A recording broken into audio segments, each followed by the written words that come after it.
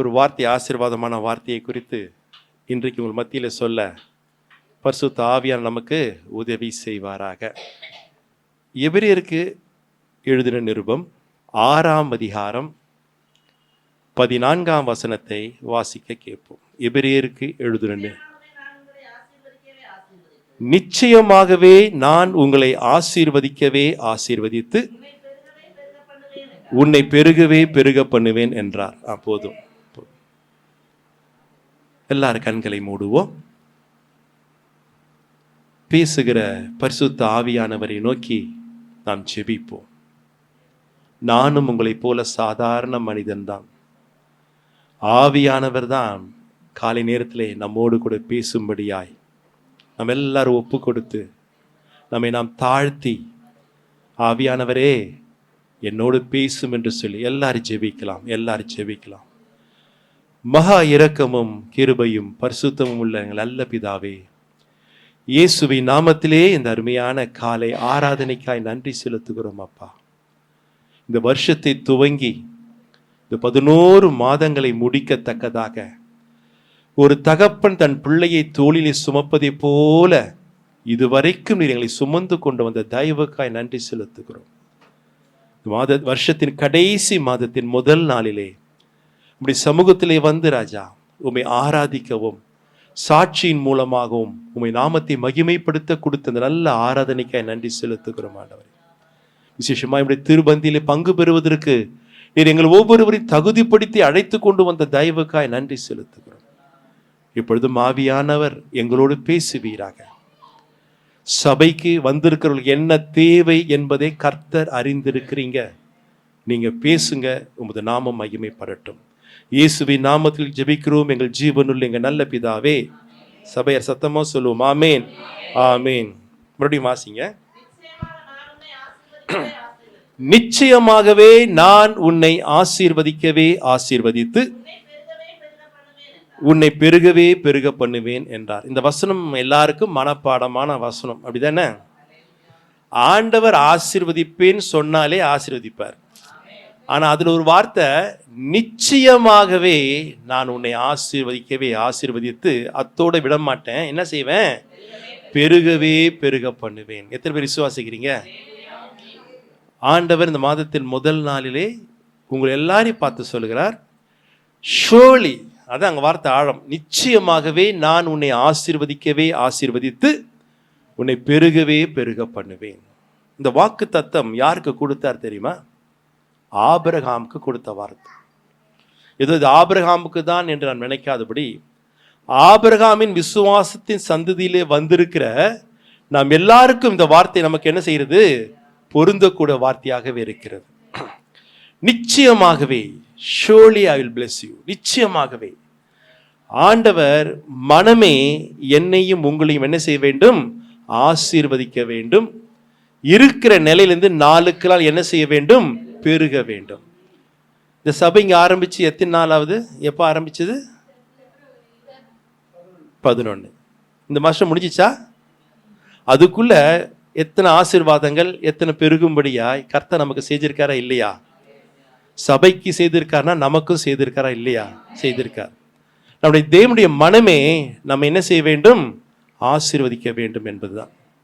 வந்திருக்கிற எல்லாருக்கும் அதே ஆசை தானே. நம்ம எப்போ ஜெபிச்சாலும் ஜெபிக்கிறோம், ஆண்டவரே என்ன ஆசீர்வதியும், என் வீட்டுக்கார ஆசீர்வதியும், என் பிள்ளைய ஆசீர்வதியும், என் நாய்க்குட்டி ஆசீர்வதியும், பூனைக்குட்டி ஆசீர்வதியும். இதே தான் நம்ம ஜெபம் பண்ணிட்டே இருக்கிறோம். உண்மை நல்லதான், இல்லைன்னு சொல்ல. மனம் ஆண்டவரை விரும்புறது அதான்.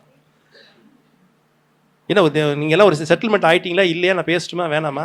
ஒரே டிஸ்டர்பன்ஸ் பண்ணிக்கிட்டே இருக்கிறீங்க.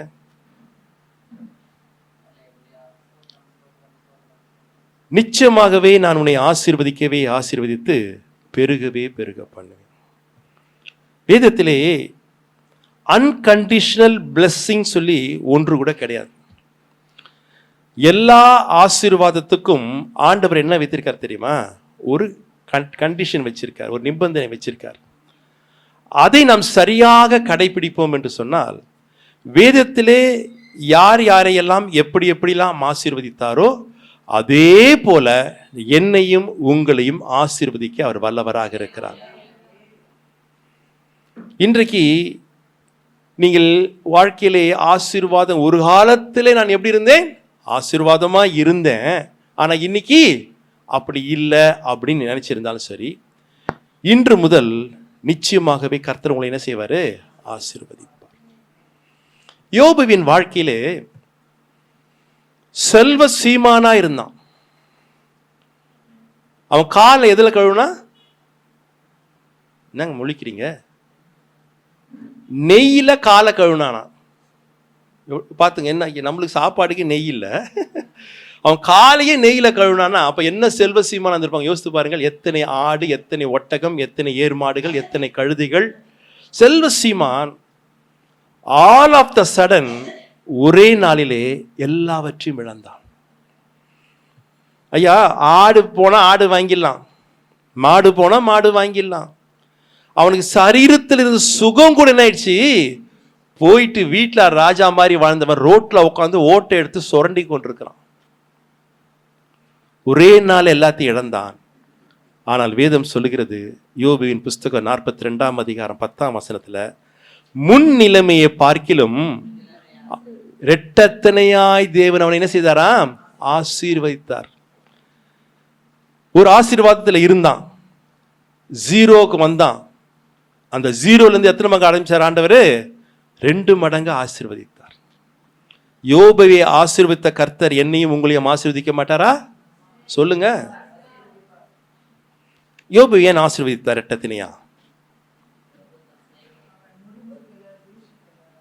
முறுமுறுத்தாமா? நல்லா படிங்க, நிறைய இடத்துல முறுமுறுத்தான். என்னம்மா?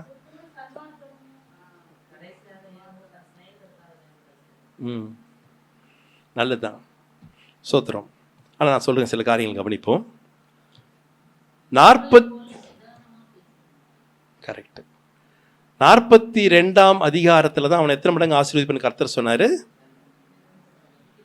முதல் அதிகாரத்திலேயே எல்லாவற்றையும் இழந்தபோது அவன் சொல்லுகிறான், கர்த்தர் கொடுத்தார், கர்த்தர் எடுத்தார், அவருடைய பரிசுத்த நாமத்துக்கு.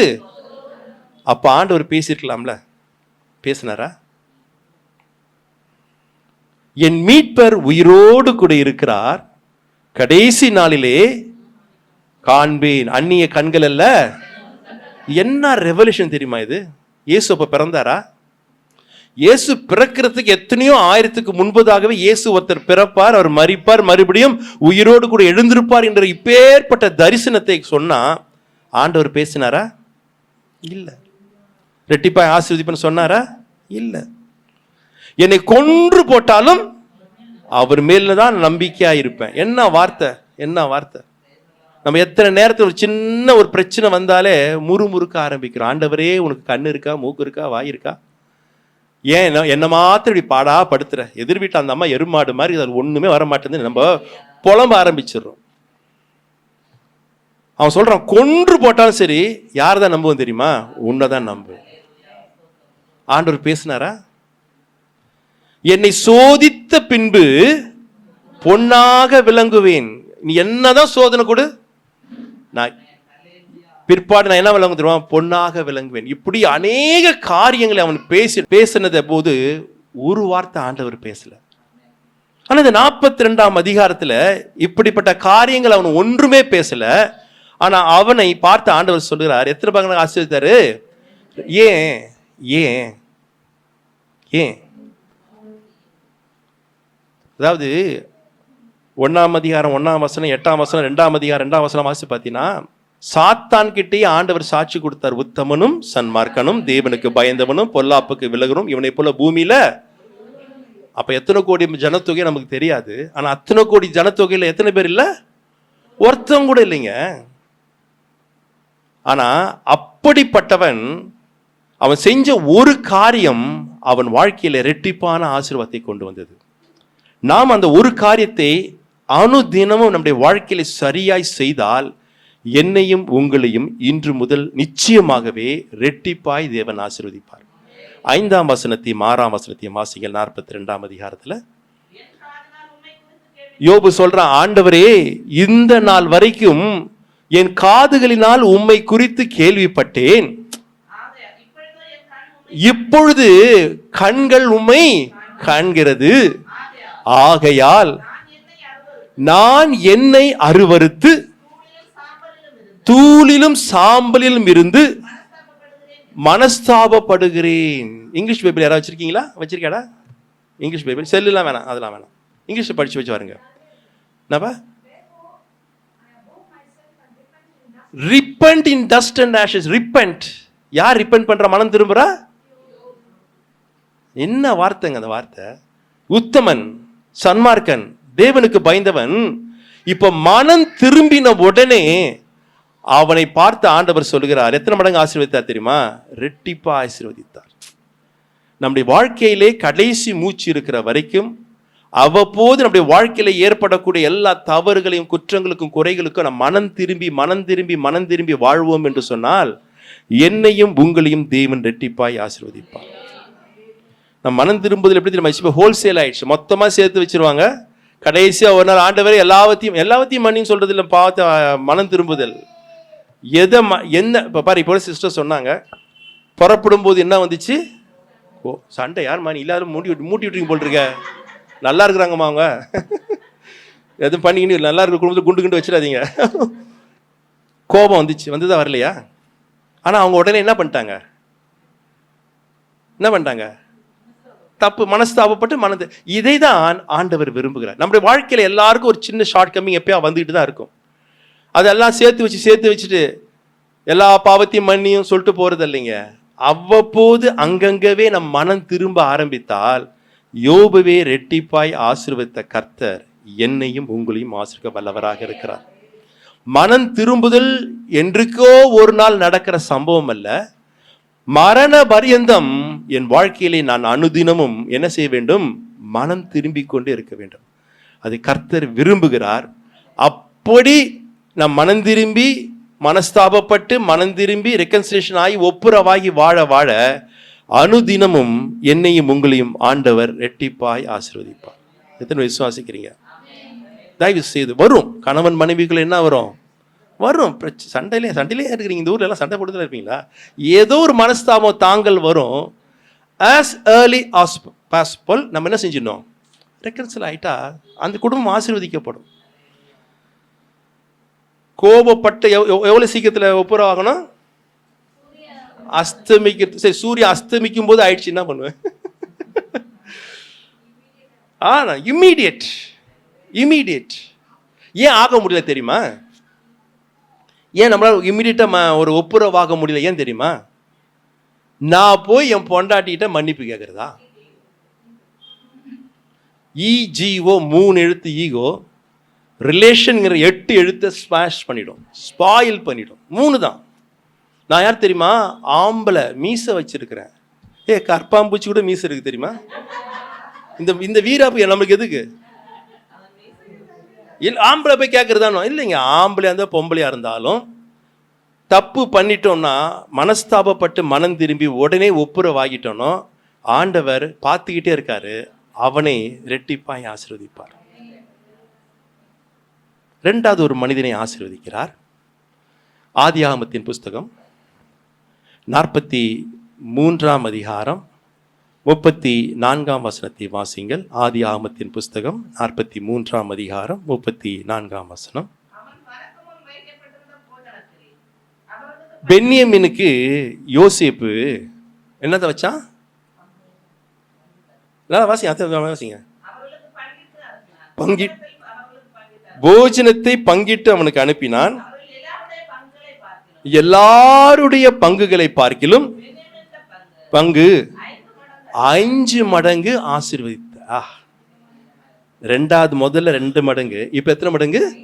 5 மடங்கு. யாருக்கு? பென்யமீனுக்கு. யோசேப்பு சிறையாய் விற்கப்பட்டு போயிட்டான். இன்னைக்கு தேசத்தில் அவன் தான் தலைவனாக இருக்கிறான். அங்கே தானியம் கிடைக்குதுன்னு சொல்லிட்டு எல்லா சகோதரர்களும் வரார்கள். ஆனால் பென்யமீனுக்கு மாத்திரம் ஆண்டவர் எத்தனை மடங்கு அதிகமாக கொடுத்தாரு? 5 மடங்கு ஆதரவு கொடுத்தாரு.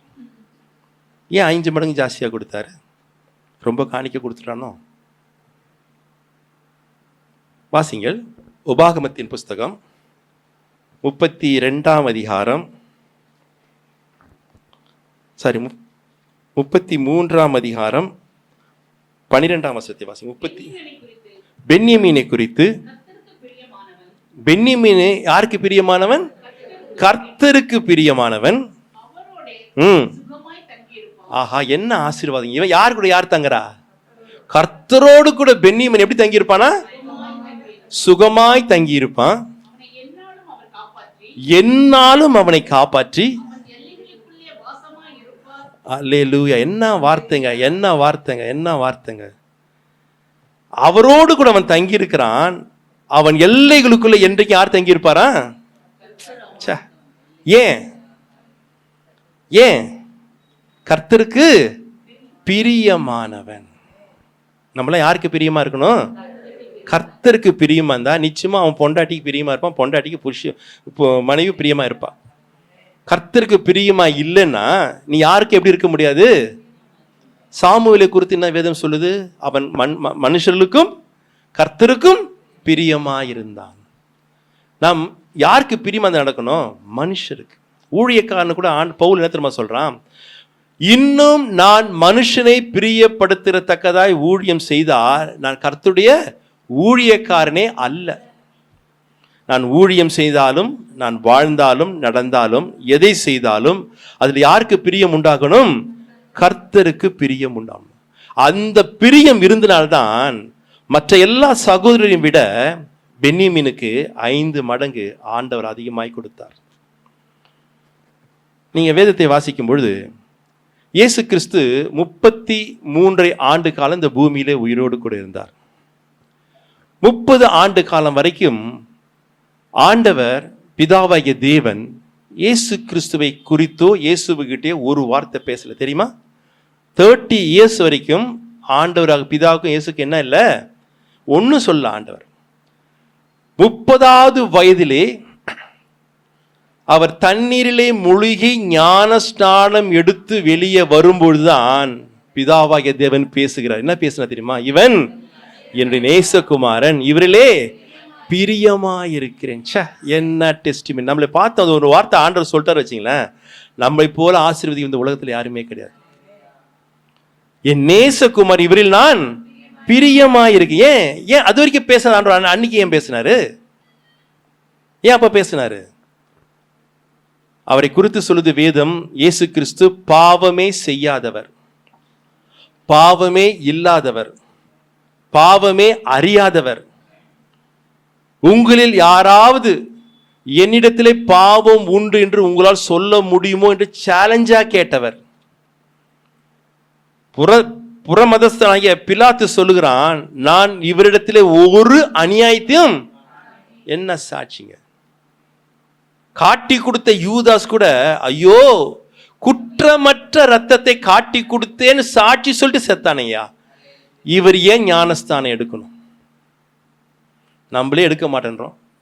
பாவியா இருக்கிற நம்மளே எடுக்க மாட்டேன்றோம். இன்னைக்கு எடுக்க சொன்னா நாளைக்கு, அடுத்த வாரம் டிசம்பர் கடைசியில் எடுக்கிறேன், குட் ஃப்ரைடே எடுக்கிறேன், ஈஸ்டர் எடுக்கிறேன், அநேக தள்ளி போட்டுட்டே இருக்கிறாங்க. ஆனா இயேசு கிறிஸ்து ஞானஸ்தானம் எடுத்தார். அவருடைய கீழ்ப்படிதலை கர்த்தர் பார்த்தாருங்க. கீழ்ப்படுகிற பிள்ளைகள் மேல் கர்த்தர் பிரியமா இருப்பார். அவன் எத்தனை மடங்கு ஆசீர்வதிப்பாரு? 5 மடங்கு ஆசீர்வதிப்பார். 5 மடங்கு. கொஞ்சம் யோசித்துப்பாங்க. இது நம்ம படிச்சுட்டு போயிடுவோம். அந்த 3ஆம் அதிகாரம், மத்திய 3ஆம் அதிகாரம் படிக்கிறோம். வீட்டில் போய் நிறுத்தி வாசிங்கள். எல்லாரும் தங்கள் பாவங்களை யோவான் ஸ்நானத்தை அறிக்கையிட்டு மனம் திரும்பி ஞான ஸ்நானம் எடுத்துக்கொண்டிருக்கிறார்கள். எங்கே? யோர்தான் நதி கரையில். இயேசுவும் அந்த பக்கமா வரும்போது நான் விசுவாசிக்கிறேன், ஆண்டவர் இயேசுகிட்ட பேசியிருப்பார், நீயும் போய் அந்த லைன்ல நின்று என்ன எடு? ஞான ஸ்நானம் எடு. உடனே இவர் எங்க நின்றுட்டாரு? என்ன பேசியிருப்பான்? சும்மாவே பேசுறான். என்னெல்லாம் பேசியிருப்பான்? இதோட இவர் தேவகுமாரனா, இவர் பாடுறா, எங்க வந்து நிற்கிறாரு? இவரும் பாவம் அறிக்கை செய்ய ஞானஸ்தானுக்கு லைன்ல வந்து நிற்கிறாரு. ஏதோ சீக்கிரட் அதை பண்ணிட்டாரா, மேட்ரு பண்ணிட்டாரா? எல்லாம் பேசியிருப்பான், வாய்க்கு வந்தான் பேசியிருப்பான். ஆனா இயேசு கொஞ்சம் கூட கவலைப்படலை. பிதாவின் சத்தத்துக்கு அப்படியே கீழ்ப்படிந்தார். நானும் நீங்களும் ஆண்டுடைய சத்தத்துக்கு அப்படியே கீழ்ப்படிந்தால் ஆண்டவருக்கு பிரியமான பிள்ளைகளாய் மாறும் பொழுது என்னையும் உங்களின் தேவன் 5 மடங்கு ஆசீர்வதிக்க வல்லவராக இருக்கிறார். இன்னைக்கு என்னதான் இல்லை? அதான் இல்லை.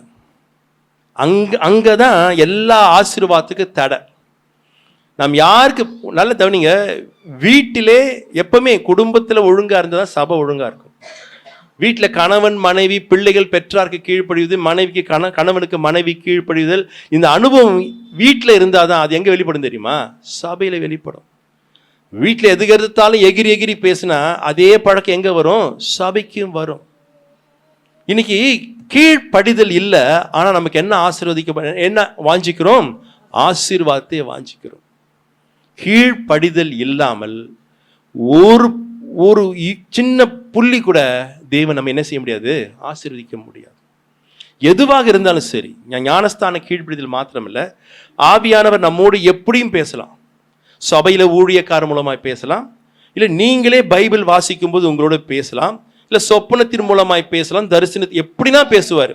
அந்த வார்த்தைக்கு, அந்த சத்தத்துக்கு நாம் எவ்வளவு சீக்கிரம் கீழ்ப்படுகிறோமோ அவ்வளவு சீக்கிரம் என் மேல் கர்த்தர் பிரியமாவே இருப்பாரு.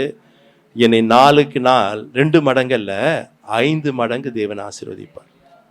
தயவு செய்து சபையை கீழ்ப்படிதல் நம்முடைய வாழ்க்கையில பிரதானமா இருக்க வேண்டும். இன்னைக்கு அது இல்லை. எங்கே மறுபடியும் சொல்லுங்க, அது இல்லவே இல்லை. இன்னைக்கு எல்லாத்துக்கும் எதிர்த்து பேசுகிறோம். ஏதாவது ஒன்று சொன்னா எதிர்த்து பேசுறோம்.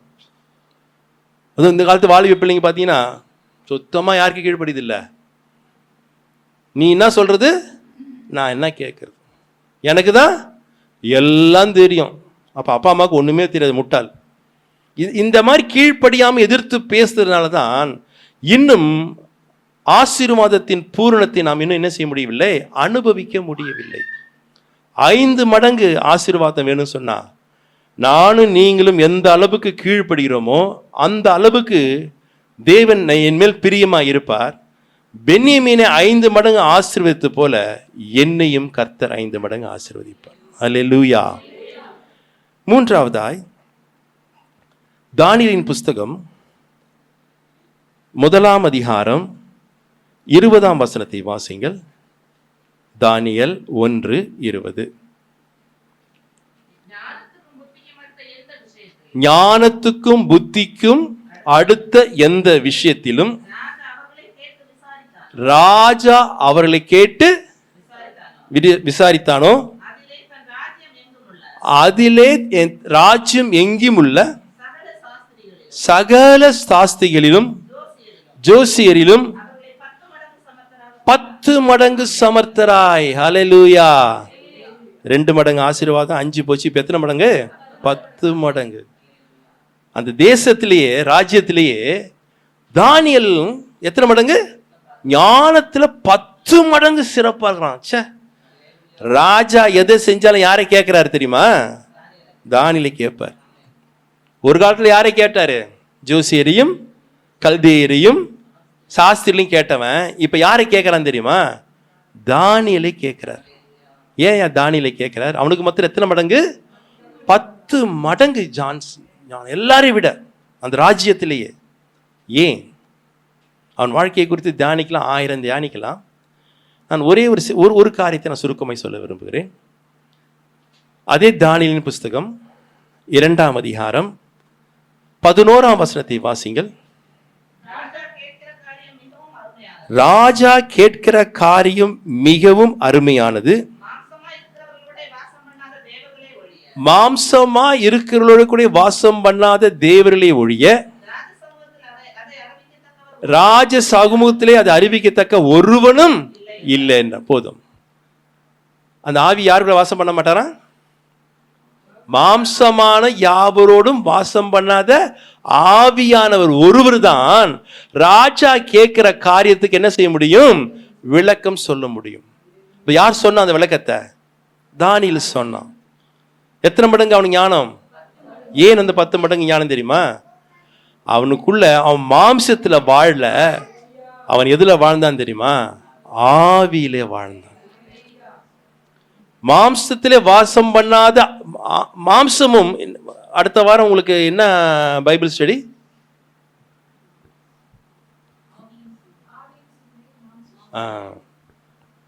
சில பேர் முழிக்கிற மொழியை பார்த்தா நீங்க வேற சர்ச் மெம்பர் மாதிரி தெரியுது. இது ரெண்டும் விரோதமானது. மாம்சம் ஒன்றுக்கும் உதவாது. ஆனா அதுதான் நம்முடைய வாழ்க்கையில என்ன செய்யுது? அதிகமா டாமினேஷன் பண்ணுது. ஆனா எது தெரியுமா அதிகமா டாமினேஷன் பண்ணும்? ஆவியானவர் நம்மை ஆளுகை செய்து நம்மை டாமினேஷன் பண்ணா, எல்லாரையும் விட நான் 10 மடங்கு ஞானத்துல சமர்த்தனா இருப்பேன். நான் கையிட்டு செய்கிற காரியங்களை கர்த்தர் அளவில்லாமல் ஆசீர்வதிப்பார். ராஜாக்களும் பிரபுக்களும் உங்களை தேடி வந்து கேட்கத்தக்கதாய் உங்களை கர்த்தர் ஆசீர்வதிப்பார். நமக்கு என்ன வேணும் தெரியுமா? விசேஷமா மாம்சம் அல்ல, ஆவியானவர். அவர் இருந்தார்னா அதை போல ஒரு நம்ம ஆசீர்வாதம் கேட்குறோம். ஆரம்பத்தில் சொன்னார் பார்த்தீங்க, பாஸ்டர் சொன்னார்ல, நம்மளுக்கு நீங்கள் ஆசீர்வாதம் இல்லை, வீடு காரு பங்களா இவதான். அப்படியே ஒரு பிரசங்கம் பண்ணுறார் ஒருத்தர். இன்னைக்கு சைக்கிளில் போகிற, நாளைக்கு நீ பைக்கில் போவ, நாளைக்கு நீ பைக்கில் போவ, நாளைக்கு காரில் போவ, நாளைக்கு காரில் போகிற, அடுத்த நாள் ஹெலிகாப்டரில் போவ. இதெல்லாம் ஆசீர்வாதம் சொல்றதுக்கு அர்த்தமே கிடையாது இன்னைக்கு. ஏன்னா இதை கேட்டு ஜனங்க என்ன செஞ்சிட்டாங்க? பழகிட்டாங்க. ஆனா ஆவியானவர் ஒரு மனுஷனுக்குள் இருந்தால் எல்லாரையும் விட 10 மடங்கு சகலத்திலையும் தேவன் ஆசீர்வதிக்க வல்லவராக இருக்கார். இயேசு கிறிஸ்துவை குறித்து நீதிமொழியில ஞானி சொல்லுகிறான் 8ஆம் அதிகாரத்துல, அனாதியாய் அவர் எப்படி பண்ணப்பட்டவரா? அபிஷேகம் பண்ணப்பட்டவர். யாரு? இயேசு. இந்த பூமியை வட்ட அமைக்கிலே அவர் பக்கத்துல இயேசு எப்படி இருந்தாரா? செல்ல பிள்ளையாய் உட்கார்ந்து இருந்தாரு. அனாதியாய். எப்படி? அனாதி, ஆதிக்கு முன்னால அனாதி. ஆதியில தேவன் வானத்தையும் பூமியும், அந்த ஆதிக்கு முன்னால் இருக்கிற காலங்கள் அனாதி. அந்த காலத்திலேயே இயேசு என்ன செய்யப்பட்டாரா? அபிஷேகம் பண்ணப்பட்டார். மேசியா சங்கீதம் 2ஆம் சங்கீதம் அதுல சொல்லப்பட்டிருக்கு, ராஜாவாய் அபிஷேகம் பண்ணப்பட்டவர் யார் தெரியுமா? இயேசு. லூக்கா 1:35 வாசிக்கிறோம், பரிசுத்த ஆவியானவர் மரியாள் மீது நிழல் இட்ட பொழுதுதான் யார் உற்பத்தியானா? இயேசு கிறிஸ்து உற்பத்தி ஆனார். நான் சொன்னது எல்லாமே யாரை குறித்து தெரியுமா? இயேசுவை குறித்து தான் சொல்றேன். ஆவியினாலதான் அவர் பிறந்தார். ஆனா அவர் கூட என்னை விட உங்களை விட ஆவியானவரை அதிகமாய் வாஞ்சித்து கேட்டார். நினைச்சு பாருங்க. அப்போ அவரே அப்படி கேட்கும்போது நானும் நீங்களும் அந்த ஆவியானவருக்கு நாம் எவ்வளவு முக்கியத்துவம் கொடுக்கணும். சில பேரை கேட்டா சொல்லுவாங்க, நான் 1999 அபிஷேகம் பண்ணப்பட்டேன், 2020 அபிஷேகம் பண்ணப்பட்டேன், 2010 எல்லாம் சொல்லுவாங்க. ஓகே, நான் கேட்கிறேன், இன்னைக்கு நீ அபிஷேகம் பண்ணப்பட்டாயா? ஒவ்வொரு நாளும் நாம் எதில தெரியுமா நிரப்பப்பட வேண்டும்? எதில தெரியுமா நடத்தப்பட வேண்டும்? ஆவியினால. நம்மளுக்கு ஏன் பிரச்சனைகள், போராட்டங்கள்? மாம்சம்தான் அதிகமாய் செயல்படுது, ஆவியானவர் செயல்படவில்லை. அதனால் நம்முடைய வாழ்க்கையில் வெற்றி காண முடியவில்லை, ஆசீர்வாதத்தை காண முடியவில்லை. இயேசு கிறிஸ்து என்னை போல உங்களை போல என்ன எடுத்தார் தெரியுமா? ஞானஸ்தானம் எடுத்தார். வாசிங்க, லூக்கா எழுதின சுவிசேஷம் 3ஆம் அதிகாரம் 21ஆம் வசனத்தை வாசிங்க. லூக்கா 3:21. ஜனங்கள் எல்லாரும் ஞானஸ்நானம் பெற்ற பொழுது இயேசுவும் ஞானஸ்நானம் பெற்று, இருங்க, அந்த வசனம் முடிஞ்சு அப்படி நிறுத்தி அடுத்த வசனம், ஜபம் பண்ணுகையில். என்ன ஜபம் பண்ணான்ற ஜப குறிப்பு அங்க போடல. ஞானஸ்நானம் எடுத்த உடனே அவர் ஜபம் பண்ணாரு. ஆனா அடுத்த வசனம் சொன்னது, பரிசுத்த ஆவியானவர் ரூபம் கொண்டு. அப்ப எதுக்கு ஜெபம் பண்ணாரு? யாரு? யோசித்து பாருங்க. அனாதியாய் அபிஷேகம் பண்ணப்பட்டவர், ராஜாவாய் சீயோனிலே ராஜாவாய் அபிஷேகம் பண்ணப்பட்டவர், பரிசுத்த ஆவியினாலே நிறைந்து பரிசுத்த ஆவியினாலே பிறந்தவர். அவர் கூட ஜெபம் பண்றார். என்ன ஜெபம் பண்றாரு தெரியுங்களா? பிதாவே என்னை என்ன செய்யும்? அபிஷேகம் பண்ணும். அந்த அபிஷேகத்தோட வேல்யூ கொஞ்சம் யோசித்து பாருங்க. இயேசு கிறிஸ்து அவரே என்ன கேட்டார் தெரியுமா? என்னை இன்னைக்கு என்ன செய்யும்? அப்ப நாம் என்ன கேட்கிறோம்? தினமும் நாம் கேட்க வேண்டிய ஒரே காரியம், காலையில் எந்திரிச்ச உடனே, இந்த நாள் முழுவதும் உம்மை துக்கப்படுத்தாமல் உமக்கு பிரியமாய் ஜீவிப்பதற்கு எனக்கு என்ன வேணும் தெரியுமா? பரிசுத்த ஆவியானவர். என் மாம்சத்தின் பலத்தினாலே என்னால உங்களால ஒன்றும் சாதிக்க முடியாது, ஒன்றும் சாதிக்க முடியாது. அதே ஆவியானவர் நமக்குள்ள இருந்தார்னா சகலத்தையும் சாதிக்க முடியும். சகலத்திலும் 10 மடங்கு நம்மளை தேவன் ஆசீர்வதிக்க வல்லவராக இருக்கிறார். நாம் பிரதானமாய் விசேஷமாய் கடைசி காலத்தில் வந்திருக்கிறோம். பிரதானமாய் நாம் அனுதினமும் கேட்க வேண்டியது, சங்கீதக்காரன் சொன்ன தெரியுமா? 143 சங்கீதம் 10 கர்த்தாவே தேவனே உமக்கு பிரியமானதை செய்ய போதித்தருளும், நீரே என் தேவன், உம்முடைய நல்ல ஆவி என்னை செம்மையான வழியிலே நடத்துவாராக. என்ன ஜபங்க! நாம் காலையில கேட்க வேண்டிய முதல் காரியம், ஆண்டவரே இந்த நாள் முழுவதும் என்னை செம்மையான வழியில யார் தெரியுமா நடத்துவா? ஆவியானவர் ஒருவர் தான் நடத்த முடியும். ஆவியான ஒருவர் தான் தேவனை துக்கப்படுத்தாமல் பிரியமான வாழ்க்கையை வாழும்போது 5 மடங்கு ஆசீர்வாதத்தை கூட அதோடு கூட 10 மடங்கும் ஆண்டவர் நம்மை ஆசீர்வதிக்க வல்லவராக இருக்கிறார். தயவு செய்து சபையை நீங்கள் வாஞ்சித்து கேட்க வேண்டியது ஒன்னே ஒண்ணுதான், பரிசுத்த ஆவிதான். தினமும் தினமும் தினமும் தினமும் தினமும் அதுதான், வேற ஒண்ணு. நடக்கும்போது போகும்போது ஆண்டவர் இன்னும் என்ன ஆவியில நிரப்புங்க, இன்னும் என்ன ஆவியில நிரப்புங்க. இந்த ஆவி அந்த அந்த அனுபவத்துல வர வர வர வர வர உலகத்தில் இருக்கிற எல்லாரையும் விட ஞானத்திலே என்னை 10 மடங்காக வைக்கிறது மாத்திரமல்ல, நானும் நீங்களும் கையிட்டு செய்கிற எல்லா காரியத்திலையும் 10 மடங்கு தேவன் ஆசீர்வதிக்க வல்லவராக இருக்கிறார். அடுத்ததாக ஆதியாகமத்தின் புஸ்தகம் 26 அதிகாரம் 12 வசனத்தை வாசிப்போம். ஈசாக்கு அந்த தேசத்திலே விதை விதைத்தான், கர்த்தர் அவனை ஆசீர்வதித்ததினால் அதே வருஷத்துல 100 மடங்கு, 2 5 ஆச்சு, 5 10 ஆச்சு, 10 இப்போ எவ்வளோ ஆயிடுச்சு? 100 மடங்கு ஆயிடுச்சு. எந்த தேசத்துல? பஞ்ச தேசத்துல. ஈசாக்கு என்ன செய்தான்? விதை விதைச்சான். பஞ்ச காலம். ஆனா 3ஆம் வசனத்தை கர்த்தர் சொல்றாரு அவனை பார்த்து, அவங்க அப்பா மாதிரி இவனும் எகிப்துக்கு புறப்பட போக ஆயத்தமானான். நீ இந்த தேசத்திலே வாசம் பண்ணு, நான் உன்னோடு கூட இருந்து உன்னை. அதை பிடிச்சிட்டாயா? யாரு? அதை பிடிச்சிட்டான். ஆண்டவர் சொல்லிட்டார், நான் உன்னோடு கூட இருப்பேன், உன்னை எத்தனை மடங்கு ஆசீர்வதிப்பேன். அப்ப சொல்ல, நான் உன்னை ஆசீர்வதிப்பேன். அவ்வளவுதான்.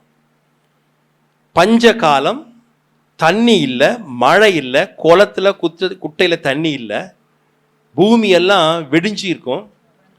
அன்னைக்கு அந்த நாள்ல காலையில எந்திரிச்சு இவர் கையில என்ன கொண்டு போவாரு? ஒரு கலப்பையும் 2 ஏறு மாடையும் ஓட்டிட்டு போவான். ஊர் ஜனங்க என்ன பேசியிருப்பாங்க? முட்டா பையன், கரெக்டாக சொன்னார், முட்டா பையன், தண்ணி இல்லை, ஒன்றும் இல்லை, இதில் போய் விதைக்கிறாராம், லூசு பையன், எல்லாம் பரிகாசம் பண்ணியிருப்பான். ஈசாக்கு கொஞ்சம் கூட கவலைப்படல. ஏன் தெரியுமா? கர்த்தர் சொல்லிட்டார், நான் உன்னோடு கூட இருந்து உன்னை ஆசீர்வதிப்பேன் சொல்லிட்டாரு. நீ என்னன்னா சொல்ற? அந்த வார்த்தையை அப்படியே விசுவாசித்தாங்க. அவனை கர்த்தர் எத்தனை மடங்கு ஆசீர்வாதம் தெரியுமா? 100 மடங்கு. விசுவாசம் இல்லாமல் தேவனுக்கு பிரியமாய் இருப்பது கூடாத காரியம். நாம் எல்லாம் பேர் விசுவாசின்னு வச்சிருக்கிறோம், ஆனா உள்ள என்ன இல்லை தெரியுமா? இல்லை.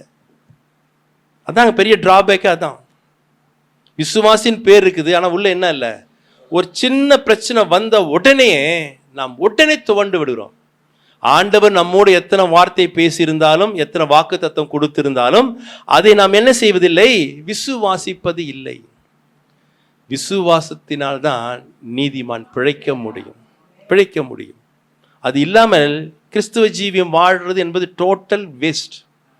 சொல்லிக்கலாம், நாங்கள் இந்த சபைக்கு போறோம் விசுவாசின்னு சொல்லிக்கலாம், ஆனா தேவனுடைய கரத்திலிருந்து நாம் ஒன்றையும் என்ன செய்ய முடியாது? பெற முடியாது. விசுவாசம் இல்லாமல் வருகிற யாவுமே பாவம். நம்ம லாட்டரி சீட்டை 100 கோடி வந்தா நல்லா இருக்கும், அது விசுவாசத்தில் வருது, அது பாவம். விசுவாசத்திலே வராது எதுவாக இருந்தாலும் பாவம். நாம் எதெல்லாம் விசுவாசத்தில் பெற்றுக்கொள்கிறோமோ அதெல்லாம் 100% ஆசீர்வாதத்தை கர்த்தர் நமக்கு கொடுப்பார். நாம் எல்லாவற்றிலும் எதை விசுவாசிக்கணும் தெரியுமா? இந்த வசனத்தை விசுவாசிக்கணும். இந்த வசனம்தான் நம்முடைய வாழ்க்கைக்கு பிரதானமான ஒரு காரியம். இவ்வுலகத்தில் எந்த ஜாதிக்கும், ஜாதினா ஒன்னே நீங்க நாடாரு செட்டியாரு அப்படி நினைச்சிடாதீங்க, நேஷன். எந்த நேஷனுக்கும் இப்படிப்பட்ட பைபிள்ன்ற ஒரு புத்தகத்தை யாருக்கும் எந்த தேவனும் கொடுக்கல. நாம மாத்திரம்தான் பாக்கியவான்கள். நம்ம கையில் எல்லார் கையிலும் இந்த புத்தகம் இருக்கு. இது மனிதனால் எழுதினது அல்ல, ஆவியினால் எழுதப்பட்டது. Inspired by the Holy Spirit. எப்படி மண்ணில ஒரு மனுஷனை உருவாக்கி அவன் நாசியில ஊதி அவனை ஜீவ ஆத்மாவாய் நம்மளை மாற்றினாரோ, அதே ஆவிதான் இந்த வசனமும் நம்ம கொடுத்திருக்கார். நம்முடைய வாழ்க்கைக்கு பிரதானமானது வசனம். எத்தனை பேருக்கு விசுவாசத்துல நல்லா வளரணும், விசுவாசத்துல ஈசாக்கை போல வந்து 100 மடங்கு ஆசீர்வாதத்தை காண வேண்டும், எத்தனை பேருக்கு வாஞ்சி இருக்கு? ஒரே காரியம்தான் பவுல் சொல்றான். பவுல் சொல்றான், ரோமருக்கு பவுல் எழுதின நிருபம் 10ஆம் அதிகாரம் 17ஆம் வசனம். ரோமர் 10:17. விசுவாசம் கேள்வினாலே வரும், வசனத்தினாலே வரும். அது இங்கிலீஷ்ல படிச்சு பார்த்தீங்களா? Hearing and hearing. அந்த வார்த்தைகள் நல்லா கவனிங்கள். ஹியரிங், இவர் தமிழ்ல கேள்வினா கேட்கறது இல்லை, நம்மளுக்கு கேட்க சொல்லி தரணுமா என்ன? அப்பா வீடு நீ சட்டசபை மாதிரி இருக்குது. ஏன் தெரியுமா? கேட்ட சட்டசபை ஆயிடுச்சு வீடு. கேட்கறதுல என்ன தெரியுமா? Hearing, hearing and hearing. அதாங்க மறுபடியும் மறுபடியும் எதை கேட்கணும் தெரியுமா? வசனத்தை கேட்கணும். எல்லா நாளும் பாஸ்டர் ராஜன் வந்து உங்களுக்கு வீட்டுக்கு வந்து பிரசங்கம் பண்ண முடியாது. 24/7 உங்களுக்கு பிரசங்கம் பண்ண ஒருத்தர் ஆயத்தமாக இருக்கிறார். யார் அவர் தெரியுமா? அவர் தான் ஆவியானவர். இந்த வசனத்தை வாசிக்கும் போதெல்லாம் அந்த ஆவியானவர் நம்மோடு பேசுவார். அதை மறுபடியும் மறுபடியும் கேட்டு கேட்டு கேட்டு கேட்டா நான் விசுவாசத்திலே வல்லவனாய் மாறுவேன். சூழ்நிலையில ஒன்று நான் பார்க்க மாட்டேன். ஏன் தெரியுமா? கர்த்தர் என்னை ஆசீர்வதிப்பார். ஈசாக் சூழ்நிலையே பார்த்தானா? வானத்தை பார்த்தானா? பூமியை கிணத்தை எதுவும் பார்க்கல. எதை பார்த்தான் தெரியுமா? கர்த்தர் என்னோடு கூட இருக்கிறார் என்பதை மாத்திரம் பார்த்தான். அவர் என்னை ஆசீர்வதிப்பான்னு சொல்லிட்டார், அவர் செய்வான்றதை மாத்திரம் விசுவாசித்தான். அவன் 100 மடங்கு பலனை கண்டான். தயவு செய்து நீங்கள் மறுபடியும் மறுபடியும் மறுபடியும் மறுபடியும் நீங்கள் வாசிக்க வேண்டிய ஒரே ஒரு புத்தகம் எது தெரியுமா? பைபிள் மாத்திரம்தான். நாம மறுபடியும் மறுபடியும் மறுபடியும் ஃபேஸ்புக்கை தான் பார்த்துக்கிட்டு இருக்கிறோம், மறுபடியும் மறுபடியும் மறுபடியும் இன்ஸ்டாகிராமை தான் பார்த்துட்டு இருக்கிறோம். ஆனால் எதை பார்க்கணும் தெரியுமா? இது பார்க்கணும். நிறைய பேர் சொல்லுவாங்க, இப்போ ஆட்சியோட சிஸ்டர் சொன்னாங்க, யாரோ சொன்னாங்க கேட்டேன், படிக்கும்போது எங்களுக்கு என்ன செய்ய மாட்டேங்குது, புரிய மாட்டேங்குது. உண்மைதான், உண்மைதான். எனக்கு கூட அப்படிதான். நான் இந்து குடும்பத்திலேருந்து வந்தவன். என்னுடைய 35வது வயதில் தான் முதல் பைபிளை கையில் தொட்டவன். நான் சண்டேஸ் கிளாஸுக்கும் போனது கிடையாது, பைபிள் காலேஜுக்கும் போனது கிடையாது, எங்கேயும் போனது கிடையாது. எனக்கு தெரிஞ்சது அன்னிலேருந்து இன்னைக்கு வரைக்கும் ஒன்றே ஒன்று தான் தெரியும். டெய்லி எனக்கு படிக்க தான் தெரியும், வேற ஒன்றும் தெரியாது. டெய்லி படிப்பேன். தமிழ் பைபிள் வச்சுப்பேன், பக்கத்தில் இங்கிலீஷ் பைபிள் வச்சுப்பேன், டெய்லி அதுதான் எனக்கு தெரிஞ்சது ஒன்று தான். படிக்க படிக்க படிக்க உண்மையாக சொல்கிறேன், முதல் தடவை படிக்கும்போது ஒன்றும் புரியாது. உண்மை. எனக்கு நான் ஞானஸ்நானம் எடுத்த போது ஒரு பைபிளை கொடுத்தாரு ஊழியக்காரர். கொடுத்துட்டு, தம்பி டெய்லி இந்த பைபிள் என்ன செய்ய படினார். நான் வாங்கிட்டு கொஞ்சம் தூரம் போன பிறகு திருப்பி கூப்பிட்டார், தம்பி இங்கே வாப்பானார். என்னங்க ஐயா, உனக்கு பழைய ஏற்பாடெலாம் படித்தா புரியாது, நீ என்ன செய்ய புதிய ஏற்பாட்டிலேருந்து வாசின்னு சொன்னார். சரி வந்துட்டேன். வீட்டில் வந்து பழைய ஏற்பாடு எனக்கு என்ன தெரியும், புதிய ஏற்பாடு எனக்கு என்ன தெரியும். தேடி தேடி தேடி ஒரு வழியாக எதை கண்டுபிடிச்சேன்னு தெரியுமா? புதிய ஏற்பாட்டை கண்டுபிடிச்சிட்டேன். வெற்றிகரமாக கண்டுபிடிச்சிட்டேன். கண்டுபிடிச்சிட்டு அப்படியே நான் வாசிட்டே இருக்கிறேன். புதிய ஏற்பாட்டில் என்ன எப்படி ஆரம்பிக்கும்? வம்ச வரலாறு. இவர் இன்னாரை பெற்றான், இவர் இன்னாரை பெற்றான், இவர் இன்னாரை பெற்றான். நான் படிச்சுட்டே வந்தேன். எவனை பெற்ற எனக்கு என்ன வந்தது, எவனை பெற்றுட்டு போட்டுமே எனக்கு என்ன வந்துச்சு, இதை போய் இந்த மனுஷன் படிக்க சொன்னாரேன்னு சொல்லி சொன்னார். நான் அப்படிதான் நினைச்சேன், ஃபேக்டாக தான் நினைச்சேன், அப்படிதான் நினைச்சேன். எஸ்தரின் புஸ்தகம் பழைய ஏற்பாட்டில் இருக்குது, ஆனால் ஆரம்பத்தில் எனக்கு தெரியாது. யோவான் லூக்கா மார்க்கு பொண்டாட்டி இருப்பான்னு சொல்லிட்டு நான் புதிய ஏற்பாடில் தான் எஸ்தரை தேடினவன். அப்படிதான் தேடினவன். ஆனால் நான் மறுபடியும் மறுபடியும் படிக்கும்போது அதே மத்திய எழுதின சுவிசேஷம் 1ஆம் அதிகாரத்தில் இருந்து அருமையான ஒரு நல்ல சத்தியத்தை ஆவியான் கற்றுக் கொடுத்தார். வம்ச வரலாறு என்னையா கற்றுக்க முடியும்? வம்ச வரலாறுலேயே நல்ல சத்தியத்தை ஆண்டவர் கற்றுக் கொடுத்தார். நான் ஒன்று சொல்றேன், தயவுசெய்து புரிஞ்சுக்கங்க. இந்த புஸ்தகத்தை எழுதினது ஆவியானவர். அதே ஆவியானவர் ஒத்தாசையோடு கூட வாசித்தால் சகலத்தையும் உங்களுக்கு கற்றுக் கொடுக்க அவர் ஆயத்தமாக இருக்கிறார். நான் இவ்வளோ படிச்சிருக்கிறேன், நான் பிஇ படிச்சிருக்கிறேன், எம்இ படிச்சிருக்கிறேன், இங்கிலீஷ் நாலேஜ் இருக்கு, அந்த நாலேஜ் இருக்கு, எல்லா நாலேஜ் தூக்கி கொண்டு போய் குப்பையில போட்டுட்டு எனக்கு ஒன்றும் தெரியாத ஆண்டவரே நீர் தான் எனக்கு கற்றுக் கொடுங்க ஒரு குழந்தைய போல உக்காந்தினா உனக்கு கற்றுக் கொடுக்க தேவன் வல்லவராக இருக்கிறார். இயேசுவே சொன்னார் தெரியுமா? மத்திய எழுதின சுவிசேஷம் 11ஆம் அதிகாரம் 24ஆம் வசனம் நினைக்கிறேன், வாசிங்கள். மத்திய எழுதின சுவிசேஷம் 11ஆம் அதிகாரம் 24 வாசிங்க. இயேசு சொல்ற ரெட் லெட்டர்ஸ் வேர்ட்.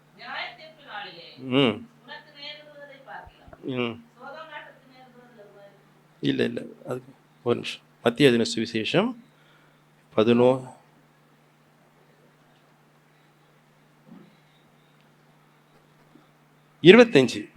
அடுத்த வசனம் 25. அந்த சமயத்திலே இயேசு சொன்னது, பிதாவே, வானத்துக்கும் பூமிக்கும் ஆண்டவரே, இவைகளை ஞானிகளுக்கும் கல்விமான்களுக்கும் மறைத்து பாலகருக்கு வெளிப்படுத்தபடினால் உம்மை ஸ்தோத்தரிக்கிறேன். யாருக்கு மறைச்சார்? ஞானிகளுக்கும் கல்விமானுக்கும் மறைச்சிட்டாரு. யாருக்கு சொல்லி கொடுக்காரா? இங்கிலீஷ்ல படிச்ச பேப்ஸ், குழந்தைகளுக்கு. ஸோ நம்ம பைபிள் படிக்க வரும்போது கல்விமானுக்கும் ஞானிக்கும் மறைத்து யாருக்கு வெளிப்படுத்துகிறாரா?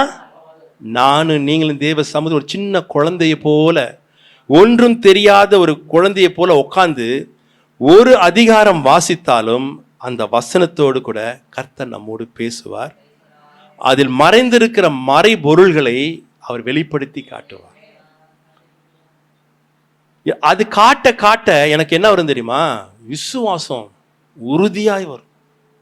அந்த விசுவாசத்திலே நான் ஒவ்வொரு நாளும், ஒவ்வொரு மாதமும், ஒவ்வொரு வாரமும் 100 மடங்கு பலனை பெற கர்த்தர் நமக்கு உதவி செய்வார்.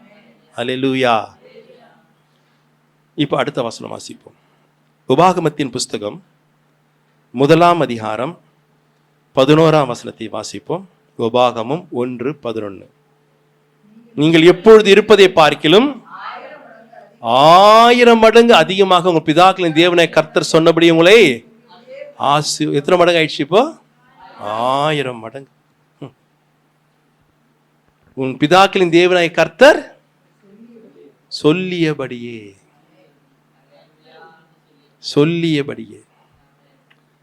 கர்த்தர் ஒன்று சொன்னார்னா அது அப்படியே செய்வார். பொய் சொல்லுவதற்கு ஒரு மனிதனும் அல்ல, மனம் மாறுவதற்கு ஒரு மனுபுத்திரனும் இல்ல. அவர் சொல்லியும் செய்யாதிருப்பாரோ, அவர் வசனித்ததை நிறைவேற்றாமல் இருப்பாரோ. சொன்ன உலகத்தான் சொல்லுவான், நான் ஒரு தடவை சொன்னா 100 தடவை சொன்ன மாதிரி. ஆனால் அந்த 100 தடவை நடக்காது. ஆண்டவர் ஒரு முறை சொன்னாலும் அது 1000 மடங்கு ஆசீர்வதிப்பனா 1000 மடங்கு ஆசீர்வதிப்பார். தேவன் நமக்கு கொடுத்திருக்கிற அநேக வாக்குத்தத்தத்தில் இந்த வாக்குத்தத்தம் ஒரு வாக்குத்தத்தம். எத்தனை பேருக்கு நான் இப்போ இது வரைக்கும் கேட்ட வாக்குத்தத்தங்கள் எல்லாம் என் வாழ்க்கையில நிறைவேற வேண்டும் என்ற வாஞ்சை இருக்கு? எத்தனை பேர் வாஞ்சை இருக்குன்னு நினைக்கிறேன்? இருக்கு, எல்லாருக்கும் இருக்கு. தேவனுடைய வாக்கு தத்தங்கள் எல்லாம் ஒரு மனிதனுக்கு நிறைவேற வேண்டும் என்று சொன்னால் வசனம் சொல்லுகிறது.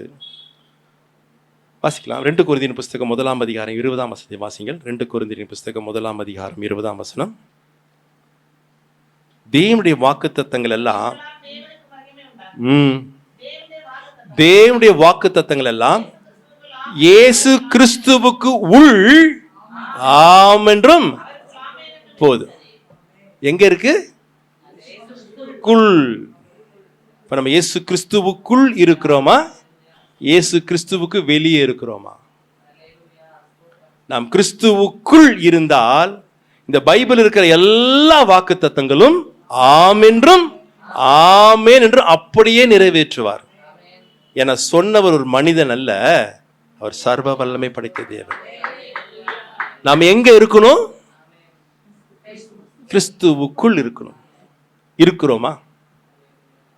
அங்க இருந்தாதாங்க எல்லாமே, எல்லா ஆசீர்வாதத்துக்கும் ஒரு நிபந்தனை உண்டு. வாக்குத்தத்தை நிறைவேறணும்னா நான் யாருக்குள்ள இருக்கணும்? கிறிஸ்து. நானும் நீங்களும் இருக்கிறோம் என்று சொல்லுகிறோம். ஆனா ஒருவன் கிறிஸ்துவுக்குள் இருந்தால், எடுத்தோடனே அப்படியே போயிடுங்களா? அடுத்த வசனம் முடிச்சிடுங்களா? நீங்க பழையவைகள் எல்லாம் ஒழிந்தன, பழசு ஒழிஞ்சிச்சா? பழைய கோபம் ஒழிச்சுக்கிட்டே தான் இருக்கிறீங்க. சோத்திரம். ஒழியணுங்க அப்படி சொல்றது இல்லை. அதான் சொன்னேன், அது மாமிசம். நான் சொன்ன ஆவியானவர் இருந்தா ஒழிஞ்சிடும். நிறைவானது வரும்பொழுது, நிறைவான ஆவியான் வந்தா குறைவான கோபம் உங்களை விட்டு ஏன் போல, கோபம் ஒன்றும் வெளியே ஏன் போல நிறைவா வரல. அங்கதான் இருக்கு, எல்லாமே அங்கதான் இருக்கு. அந்த கிறிஸ்துவுக்குள் இருக்கிற அனுபவம். பழசு உண்மையில இருக்கிறேன்னு சொன்னா பழசு எல்லாம் என்ன செஞ்சிடணும், ஒழிஞ்சிடுச்சுன்னா கிறிஸ்து இயேசுவுக்கு எல்லா வாக்கு தத்தங்களும் ஆமென்றும் ஆமேன் என்று நிறைவேற்ற என் தேவன் வல்லவராக இருக்கிறார். நமக்கு இன்னும் பழைய மனுஷன் என்ன செய்யல. சில பேர் சொல்லுவாங்க, ரொம்ப பேசாத, உள்ளுக்குள்ள படுத்திருக்கிற சிங்கத்தை எழுப்பிடாத. அப்ப சிங்கம் எங்கதான் இருக்குது? அப்ப நீ எங்கது புது சிருஷ்டியா மாதிரி என்னைக்கு நீ ஆசீர்வாதத்தை பெறுவது? பழசு ஒழியணுங்க. அம்மா சொன்ன மாதிரி இன்னைக்கு நைட்டை ஒழியுறது இல்லை. எந்த அளவுக்கு பரிசுத்த ஆவியானவரை எனக்குள்ளே நான் அனுமதிச்சு அவர் அசைவாடுவதற்கு நான் அவரை விட்டு கொடுக்கிறேனோ அவ்வளவு சீக்கிரத்தில் மாறிடும். வாசிக்கிறோம், பூமியானது ஒழுங்கின்மையும் வெறுமையும் இருளுமாய் இருந்தது, ஆழத்தின் மேல் இழு இருந்தது. தேவ ஆவியானவர் அதிகாரத்தின் ஆரம்பம் என்ன? ஒழுங்கின்மை, வெறுமை, இருள். அதே அதிகாரத்தின் கடைசி வசனத்தை வாசித்து பார்த்தீங்கன்னா, ஆண்டவர் சாட்சி கொடுக்கிறார், மிகவும் நல்லது, வெரி குட். ஒழுங்கின்மை, வெறுமை, இருளா இருக்கிறது இப்ப எப்படி ஆயிடுச்சு? Very good. எப்படி மாறிச்சு? ஒரே ஒரு காரணம், அந்த ஆவியானவர் என்ன செஞ்சார் தெரியுமா? விடுன்றேன். வாழ்க்கையில அதுக்கு ஃபுல்லா இடம் கொடுன்றேன். அவர் எவ்வளவுக்கு எவ்வளவு உனக்குள்ள ஆடுறாரோ அவ்வளவுக்கு அவ்வளவு கோபம் வெளியே போயிடும், அன்பு வழிந்தோடும். மேலும் நமக்கு அருளப்பட்டிருக்கிற பரிசுத்த ஆவியினாலே தேவனுடைய அன்பு நம்முடைய இருதயங்களிலே ஊற்றப்பட்டிருக்கிறது. அந்த நம்பிக்கை நம்ம என்ன செய்யாது? வெட்கப்படுத்தாது. கணவர் பாப்பார், அம்மா நீயாம்மா, நான் வீடு மாதிரி வந்துட்டேனா, பக்கத்து வீட்டில் வந்துட்டேனா, எல்லாத்துக்கும் வல்லு விழுவேன் இன்னைக்கு அப்படியே அன்பு. அதை ஆவியானவர் மாத்துவார். அந்த ஆவியானவர் அப்படியே மாத்துவார். உன்னுடைய ஒரிஜினாலிட்டியை மாத்தி அவர் சாயலை வெளிப்படுத்துவார். அப்போ நம்ம எங்க இருக்கணும் தெரியுமா? கிறிஸ்து இயேசுக்குள் இருக்க வேண்டும். அது ஒரு அனுபவம். அதோட இன்னொரு அனுபவத்தை சேர்த்து சொல்லிடுறேன். பவுல் சொல்லுறான், ஆயினும் நான் பிழைத்திருக்கிறேன், இனி நான் அல்ல, கிறிஸ்துவே என்னில் பிழைத்திருக்கிறார். அல்லேலூயா. கிறிஸ்துவுக்குள் நான் வாழ்கிறது ஒரு அனுபவம், எனக்குள் கிறிஸ்துவை வாழ விடுவது இன்னொரு அனுபவம். இந்த அனுபவத்தில் இருக்கும்போது தேவனுடைய வாக்கு தத்தங்கள் எல்லாம் கிறிஸ்து இயேசுவுக்குள் ஆம் என்றும் ஆமேன் என்றும் இருக்கும். நம்ம பழசு என்ன செய்யணும்? ஒழிச்சு கட்டினோம். வந்துட்டோம், ஆல்மோஸ்ட் கடைசி மாசம் வந்துட்டோம். இப்போத்துலேருந்து பழசெல்லாம் என்ன செய்யணும்? ஒழிக்கணும். இந்த ஹிந்துஸ்லாம் பார்த்தீங்கன்னா, நாங்கள்லாம் பொங்கலுக்கு முன்னாடி என்ன நாள் வரும்? போகி வரும். அப்போ என்ன செய்வோம்? வீட்டை சுத்தம் பண்ணிட்டு பழசெல்லாம் எடுத்து போட்டு அடுத்த வருஷம் ஒரு புதிய குப்பை சேர்ந்துடும் திரும்பியும். அது வேற விஷயம். ஆனால் இந்துக்குள்ள அந்த பழைய குப்பை திருப்பி என்ன செய்யக்கூடாது? சேரக்கூடாது. ஆவியான் நிறைவானவர் வரும்பொழுது ஒழிது மாத்திரல, அவர் அப்படியே உள்ள என்ன செய்யணும் தெரியுமா? அசைவாட விட்டுக்கிட்டே இருக்க. கொஞ்சம் புளித்த மாவு 3 படி மாவை புளிக்க பண்ணும். கொஞ்சம் ஆவியை உள்ள விட்டினா ஆவி, ஆத்மா, சரீரம் இந்த 3 படி மாவை அவரை போலவே மாற்றி விடுவார். பழவில் எல்லாம் ஒழிஞ்சிரும். இடம் கொடுப்போம். வாஞ்சித்து கேட்போம், அவருக்கு இடம் கொடுப்போம். 1000 மடங்கு போதுமா? இன்னும் வேணுமா? 1000 மடங்கு சொல்லிட்டேன். இன்னும் வேணுமா? போதுமா? உள்ளுக்குள்ள கேட்குது, வேணும்னு சொல்லுது, ஆனால் வாய் மாத்திரம் போதுன்னு சொல்லுது. போதும் என்கிற மனதினுடைய கூடிய தேவ பக்திய. ஆதியாகமத்தின் புஸ்தகம் 24ஆம் அதிகாரம் 60ஆம் வசனத்தை வாசிங்கள்.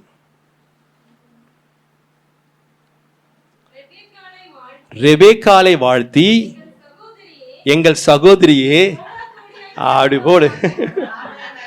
என்ன சிரிப்பு பாரு, ரெண்டுக்கு இந்த சிரிப்பு இல்லை, 5க்கு இல்லை, 10க்கு இல்லை, கோடிக்கு மாத்திரம் வந்துச்சு.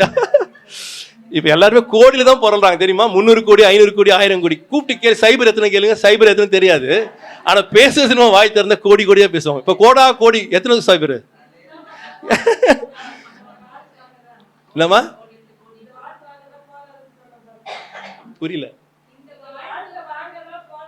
போது சார், கோடா கோடி, கோடி இன்ட்டு கோடி எவ்வளோ சைபரு தெரியல. உண்மைதான் தெரியும், எனக்கும் தெரியல. நீ எப்படி பெருகுவாய்? கோடா கோடிய. ஏன் அப்படிப்பட்ட ஒரு வாக்கு தத்தத்தை, வார்த்தையை அவளுக்கு கொடுத்தாங்க, ரெபேக்கால கொடுத்தாங்க தெரியுமா? சொல்லுங்க பார்க்கலாம், ஏன் கொடுத்தாங்க? ஒரு காரியம் தான் நான் சொல்லுவேன். அவட்ட வேற ஒண்ணு நான் பார்க்கல, ஒண்ணுதான் பார்க்கிறேன். 10 ஒட்டகங்களை 10 நாள் பிரயாணம் பண்ணி ஒரு மனிதன் அந்த ஊருக்குள் வருகிறான். Brand new. அந்த ஊருக்கு அவன் புத்தம் புதுசு, யாருமே தெரியாது. ஒரு கிணற்று நிற்கிறான்.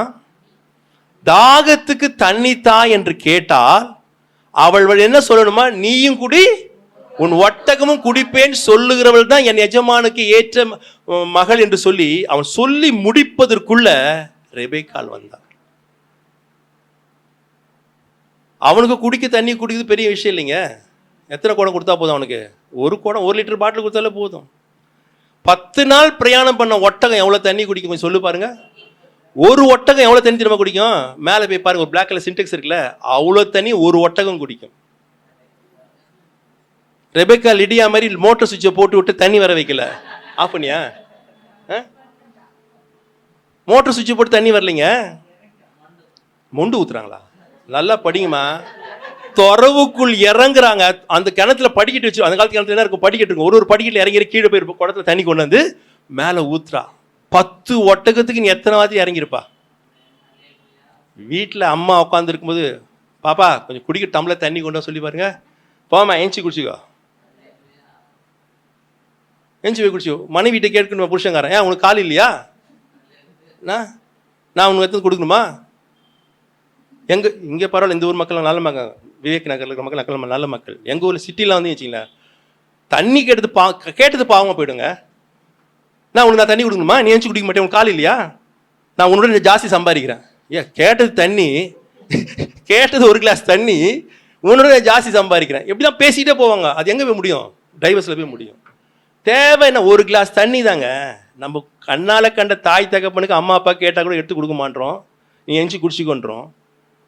10 ஒட்டகத்துக்கு நான் ஸ்டாப்பா இறங்கி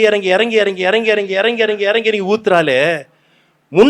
மாமனும் மச்சனும் கிடையாது, யாரும் பிராண்ட் நியூ மனுஷன், அந்த ஊருக்கு புதுசு. அவசியம் இல்லையோ நீ குஷ்டியா, உனக்கு வேணா இறங்கி எடுத்து ஊத்தி போ சொல்லலாம்.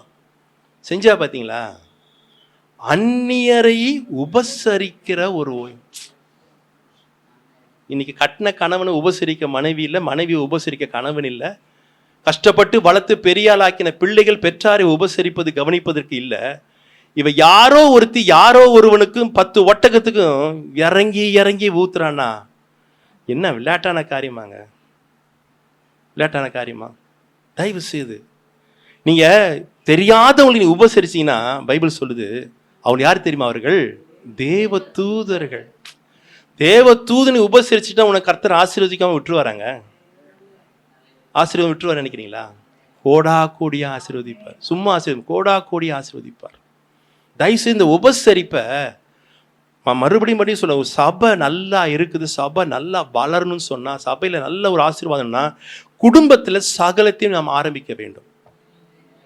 இந்த உபசரிப்பை சிஸ்டர் சொன்னாங்க, எங்கள் வீட்டுக்கார் இந்த பக்கம் போனால் அடிக்கிறார், அந்த பக்கம் போனால் அடிக்கிறார், முன்னால் போனால் அடிக்கிறார், பின்னால் போனால் எல்லா பக்கம். அந்த அடிக்கிற கணவனுக்கு அவருக்கு பிடிச்ச மாதிரி நல்ல டீ காஃபி போட்டு கொடுங்களேன், அந்த கை தான் உங்களை அணைக்கும். ஆமாம், அந்த கை ஒரு நாள் அதே கை அணைக்கும். அவரும் நீங்கள் ஒன்றா வந்து உட்காருவீங்க. அங்கே தான் இருக்குது, அதுதான் நம்ம வாழ்க்கையே இருக்குது, உபசரிக்கிறதாங்க. ஒரு உண்மை சம்பவத்தை சொல்கிறேன், உங்களுக்கு பிரயோஜனமான சொல்லி ஒரு கை முடிச்சிடுறேன்.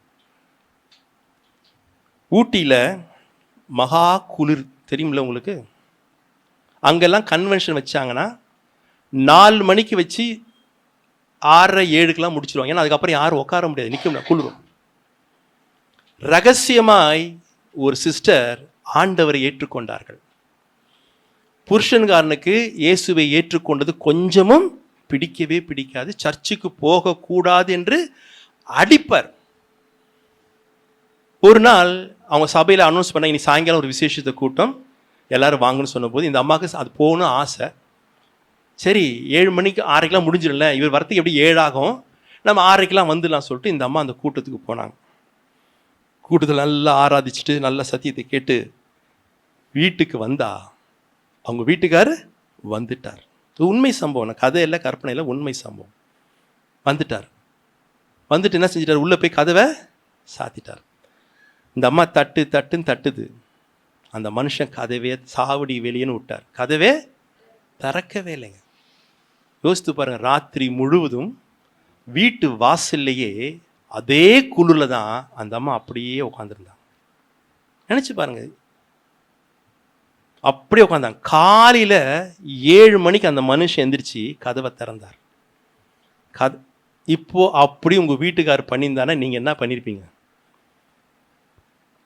சிரிக்கிற சிரிப்பை பார்த்து அவன் தொலைஞ்சாண்டா, செத்தாண்டா சேகர்ன்ற மாதிரி சிரிக்கிறாங்க. யோசிச்சு சொல்லுங்க, என்ன பண்ணியிருப்போம்? இந்த அம்மா ஒரு வார்த்தை பேசலைங்க, ஒரு வார்த்தை பேசலை. நேராக கிச்சனுக்கு போனாங்க, அடுப்பு பற்ற வச்சாங்க, பாலை காய்ச்சினாங்க, டீ போட ஆரம்பித்தாங்க, பக்கத்தில் சிங்கில் பாத்திரத்தை கழுவினாங்க, அப்படியே டீ போட்டு கொண்டாங்க, நேராக அவங்க ஹஸ்பண்ட்டை கொடுத்தாங்க. வேறு ஒன்றுமே இல்லை. இதான் நடந்துச்சிங்க. அடுத்த நிமிஷம் அவங்க வீட்டுக்காரன் கேட்குறான், அம்மா நீ ஆராதிக்கிற தேவன் தான் எனக்கு வேணும். பிரசங்கமே இல்லை. அந்த உபசரிப்பு இதே வேற மனைவியா இருந்தா கதையே வேற. ஒரு வார்த்தை கேட்கலைங்க. அந்த ஜீவியம் அந்த நேரத்திலையும் நைட்டு ஃபுல்லாக வெளியே உட்காந்து டீ கேட்குது அவனுக்கு, நம்ம கேட்போம். அவன் கேட்குற மாதிரி நல்ல ஒரு டீயை போட்டு கொடுத்தா அடுத்த நிமிஷம் சொல்கிறான், அம்மா நீ ஆராதிக்கிற தேவன் தான் என் தேவன் எனக்கு வேணும்னு கேட்டு அவரும் ரட்சிக்கப்பட்டார். தயவு செய்து பொல்லாத புருஷனாக இருந்தாலும் சரி, பொல்லாத மனைவியாக இருந்தாலும் நாம் உபசரிப்போம், வீட்டில் உபசரிப்போம். பிள்ளைகளே, வாலிப பிள்ளைகளை உங்கள் பெற்றாருக்கு நீங்கள் என்ன செய்யணும்? உபசரிங்கள. கோடா கோடியாய் பெருக கர்த்தர் உதவி செய்வார். போதுமா? இன்னும் வேணுமா? உள்ள வேணுந்து வேணாந்து கடைசி அவனை சொல்லி முடிச்சிடலாம். வாசிக்கலாம். ஆதியாகமத்தின் புஸ்தகம் 13ஆம் அதிகாரம் 6ஆம் வசனத்தை வாசிங்கள். அவர்கள் ஒருமித்து குடியிருக்க அந்த பூமி அவர்களை தாங்கக்கூடாது இருந்தது. போதும். பூமியை தாங்க முடியாத அளவுக்கு அவங்களுடைய ஆஸ்தி எப்படி இருந்ததா? ஆபிரகாமுக்கு எப்படி இருந்ததா? மிகுதியா இருந்துச்சு. அப்பா, பூமியே தாங்கல. ரெட்டிப்பாய் ஆசீர்வதிப்பார், 5 மடங்கு ஆசீர்வதிப்பார், 10 மடங்கு ஆசீர்வதிப்பார், 100 மடங்கு ஆசீர்வதிப்பார். கோடா கோடியா பெருகிட்டு கடைசியில் இப்ப எப்படி ஆசீர்வதிப்பாரா? பூமியை தாங்காத அளவு. ஆபிரகாமை கர்த்தர் அப்படிதான் ஆசீர்வதித்தார். நிச்சயமாகவே நான் உன்னை ஆசீர்வதித்து உன்னை பெருக பண்ணுவேன் என்று சொன்ன கர்த்தர் ஆபிரகாம் எப்படி ஆசீர்வதிமா? இந்த பூமியை தாங்கக்கூடாதபடிக்கு அப்படி ஆஸ்தி மிகுதியா இருக்கத்தக்கதாய் ஆசீர்வதித்தார். ஏன் அந்த ஆசீர்வாதம்? நான் சொல்லி முடிச்சிடுறேன். அடுத்த வசனம் 2 வசனத்தை வாசிங்க. 7, 8. ஆபிராமுடைய மந்தை மேய்ப்பருக்கும் லோத்தினுடைய மந்தை மேய்ப்பருக்கும் வாக்குவாதம் உண்டாயிற்று. அக்காலத்திலே கானானியரும் பெரிசியரும். போதும். ஆசீர்வாதம் பெருகிடுச்சு. ஆபிரகாமுக்கு பூமி தாங்கக்கூடாத அளவுக்கு. அப்ப என்ன வந்துருச்சு? வாக்குவாதம் வந்துருச்சு. ஆபிராமுடைய மேய்ப்பனுக்கும் லோத்துடைய மேய்ப்பனுக்கும் வாக்குவாதம் உண்டாயிடுச்சு. ஆனா வாக்குவாதம் உண்டாச்சுன்னு சொல்லி அந்த வசனம் முடியல. அந்த வசனம் தொடர்ந்து சொல்லு. அக்காலத்திலே கானானியரும் பெர்சியரும் அந்த தேசத்திலே இருந்தார்கள். அங்கதான் வார்த்தை, சத்தியமே அங்கதான் இருக்கு. ஆபிரகாம் இடத்துல நான் இருந்திருந்தால் நான் கூப்பிட்டுருப்பேன், லோத்து இங்க வா, உன்னை கர்த்தர் அழைச்சாரு, லோத்து அழைச்சார கர்த்தர்? யாரை தான் அழைச்சாரு? என்ன அழைச்சாரு? நீ கூட ஒப்புக்கு சப்பானா வந்துட்டு நீ எனக்கே வேலை காட்டுறியா? போடா ஊரப்பா, திரும்பி போடான்னு திருத்தி விட்டுருப்பேன்ல. ஆனால் ஆபிரகாம் சொல்றான், லோத்து என்ன அர்த்தம் தெரியுமா? அக்காலத்திலே கானானியரும் பெர்சியரும் தேசத்தில் இருந்தார்கள். லோத்து, இப்ப நானும் நீ இப்ப சண்டை போட்டோம்னா இந்த கானானியர்கள் பெர்சியர்கள் பார்த்து யெகோவா தேவனுடைய நாமத்தை என்ன செய்வார்கள் தெரியுமா? தூஷிப்பார்கள். என் நிமித்தமாய் உன் நிமித்தமாய் தேவன் நாம என்ன செய்யணும்? மகிமைப்பட வேண்டியமே ஒழிய என்ன செய்யக்கூடாது? தூஷிக்கப்படக்கூடாது. சோ நீ கிழக்கே போனா நான் மேற்கே போறேன், நீ வடக்கே போனா நான் தெற்கே போறேன். இட் மீன்ஸ் உனக்கு வேண்டிய சிறந்ததை ஃபர்ஸ்ட் நீ எடுத்துக்கோ, வேணான்னு விடுற வேஸ்ட நான் எடுத்துக்கிறேன். சொல்லுவானா எவனாச்சும்? நம்ம சொல்லுவோமா? உனக்கு இருந்த ஒரே நோக்கம், நம்ம நிமித்தமாய் தேவன் நாமும் தூஷிக்கப்படக்கூடாது. கானானியர்கள் பெர்சியர் மத்தியில ஆபிரகாம் சாட்சியை காத்து கொண்டான். பூமி தாங்கக்கூடாத அளவுக்கு கர்த்தர் அவனை ஆசீர்வதித்து அவன் ஆஸ்திகளை பெருகும்படியாய் செய்தார். பவுல் சொல்லுகிறான் ரோமர்ல, எழுதியிருக்கிறபடியே உங்கள் நிமித்தமாய் தேவனுடைய நாமம் தூஷிக்கப்படுகிறது. 2:24 வாசிக்கிறோம். உங்கள் யார் நிமித்தமாய்? கிறிஸ்தவர்களாகிய என் நிமித்தமாய், உங்கள் நிமித்தமாய் யார் நாமம் தூஷிக்கப்படுகிறது? ஆனா ஆபிரகாம் எப்படி வாழ்ந்தான் தெரியுமா? கடுகு அளவு கூட அவர் நாமத்துக்கு தூஷணம் வராதபடிக்கு சாட்சியை காத்து கொண்டு வாழ்ந்தான். ஆண்டவர் அவனை எத்தனை மடங்கு எப்படி ஆசீர்வதித்தார் தெரியுமா? பூமி தாங்கக்கூடாத அளவுக்கு ஆசீர்வதித்தார். சபையே, நம்முடைய வாழ்க்கையில மிக முக்கியமானது தெரியுமா? எழுந்துச்சு நீங்க சாட்சி சொன்னீங்க, ஸ்தோத்திரம். அதை விட நம்முடைய வாழ்க்கையை சாட்சியாக இருக்கணும். பரிசுத்த ஆவி உங்களிடத்தில் வரும்பொழுது நீங்கள் பலனடைந்து எருசலேமிலும் யூதாவிலும் சமாரிலும் உலகத்தின் முடிவு பரிந்திலும் சாட்சி சொல்லுவீர்கள். அப்படியே போட்டிருக்கு. நான் இருக்கிறதே சாட்சி தான். தண்ணி லாரி வரும்போது தான் கிறிஸ்தவனுடைய சாட்சி நல்லா தெரியும். பார்த்துருக்கீங்க? தண்ணி லாரி வரட்டுமே, 3 குடம் எடுத்துன்னு போயிட்டு முட்டி மோதி இங்கிலீஷ்லாம் பேசி, இங்கே அந்நிய பாஷை, அங்கே அநியாய பாஷை வரும், எல்லாம் பேசி கீசி முடிச்சுட்டு வந்து உட்காந்தா சாதிச்சிட்ட மாதிரி உட்காருவாங்க. No use. நானும் நீங்களும் எதை செய்தாலும் ஃபர்ஸ்ட் இழுக்கிறது யாரை தெரியுமா? ஃபர்ஸ்ட் யாரை இழுப்பாங்க? சொல்லுமா, தெரியுமா? சொல்லுங்க. மற்றதெல்லாம் சத்தமா பேசி இது மாத்திரம் இழுக்கிறீங்க. சத்தியமா சொல்லுங்க. நீலாம் ஒரு கிறிஸ்தவனா, கிறிஸ்தவளா? யார் முதல்ல வரா? யார் முதல்ல எடுக்கிறான்? அடுத்து என்ன கேள்வி கேட்பான்?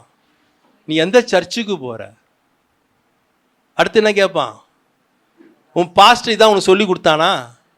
எங்கேருந்து எங்கே வரான் பார்த்தீங்களா? இது உண்மையாக நடந்த சம்பவம். நான் சொல்கிறேன், இது அப்படின்னு நடந்த சம்பவத்தை சொல்ல இதை இப்படி தான் கேட்டான் ஒருத்தன். நீலாம் ஒரு கிறிஸ்தவனா? நீ எந்த சர்ச்சுக்கு போற? உங்கள் பாஸ்டர் இதான் சபையில் சொல்லி கொடுத்தான இப்படி செய்ய சொல்லி. ஒரு செகண்டில் நாமம் தூஷணம். ஆனால் வந்திருக்கும் இவங்க 2 பேரும், ஆபிரகாமும் லோத்தும் சண்டை போட்டு இருந்தா தேவன் நாமும் கானானிய பெர்சியம்ல தூஷிக்கப்பட்டிருக்கும். ஆனால் ஆபிரகாம் தெரியுமா? விட்டு கொடுத்தான், சாட்சியை காத்து கொண்டான். அவனை தான் பூமி தாங்கக்கூடாத அளவுக்கு தேவன் ஆசீர்வதித்தார். நாமும் சாட்சியை காத்துக்கொள்வோம். பிரசங்கம் தேவையில்லைங்க. பிரான்சிஸ் அசிசி என்ற ஒரு தேவ மனிதனுடைய புத்தகத்தில் படித்தேன். அந்த மனுஷன் சொல்றான், go and proclaim the gospel throughout the world. If need use few words.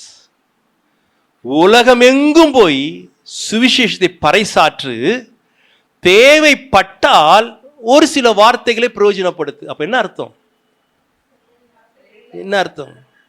பிரசங்கம் பெருசு இல்லை, வாழ்க்கை முக்கியம், ஜீவியம் முக்கியம். ஜீவியம் தான் முக்கியம். நம் ஜீவியத்தை காத்துக்கொள்வோம் என்று சொன்னால், எஸ்பெஷலி புறஜாதிகள் மத்தியிலே சாட்சியா ஜீவிப்போம் என்று சொன்னால், தேவ நாமத்துக்கு தூஷணம் இல்லாமல் ஒரு வாழ்க்கையை வாழ்வோம் என்று சொன்னால், கர்த்தர் பூமி தாங்கக்கூடாத அளவுக்கு நம்மை ஆசீர்வதிப்பார். இன்னைக்கு புறஜாதிகளுக்கும் கிறிஸ்தவர்களுக்கும் என்ன இல்லை? தைரியமா சொல்லுங்க, பெருத்த வித்தியாசம் இல்லை. அவன் புறஜாதியார் வீட்டில் என்ன சீரியல் ஓடுதோ பக்கத்து வீட்டு கிறிஸ்துவ வீட்டில் அதே சீரியல் ஓடும். அங்கே என்ன சினிமா ஓடுதோ அதே சினிமா இங்கே ஓடும். அங்கே என்ன கணவன் மனைவிக்குள்ள சண்டைகள் வாக்குவாதம் நடக்குதோ அதுவும் இங்கேயே நடக்கும். அது இங்கே இருக்குது. இப்படி வித்தியாசம் இல்லாமல் ரெண்டும் ஒன்று போல இருந்தால் எப்படி என் நிமித்தமாய் தேவன் நாமம் தூஷிக்கப்படும்? எப்படி அவர்கள் ஆண்டவன் பக்கம் வர முடியும்? எல்லாரும் மத்தேயு, மார்க்கு, லூக்கா, யோவான் சுவிசேஷத்தை வாசிக்க முடியாது. ஆனால் எல்லாரும் என்னையும் உங்களையும் வாசிக்க முடியும். அழகாக ரீட் பண்ணுவாங்க, நல்லா ரீட் பண்ணுவாங்க. ஸோ அவங்க ரீட் பண்ணும்போது என்னிலிருந்து இயேசுவை ரீட் பண்ணாங்கன்னா தேவன் நாமம் மகிமைப்படும், தேவனுடைய ராஜ்யம் கட்டப்படும். கண்களை மூடுவோம், கண்களை மூடுவோம்.